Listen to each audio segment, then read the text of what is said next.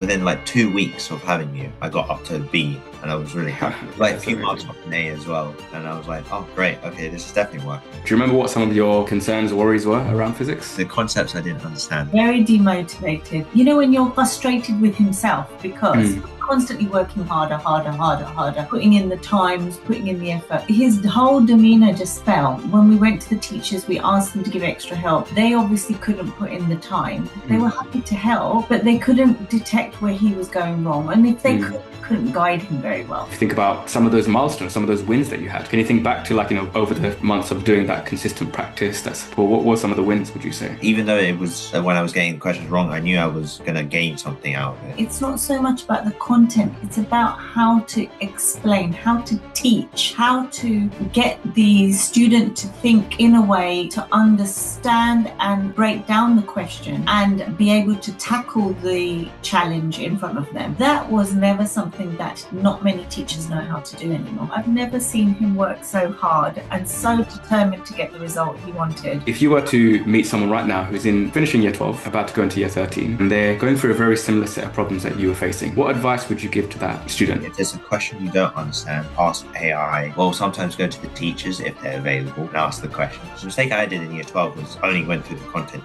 a lot instead of actually doing the practice question and the past papers as well. Make sure you do time conditions as well. Keep on your goal, keep focused, keep motivated, keep working hard, solidly, consistently, and this is the result.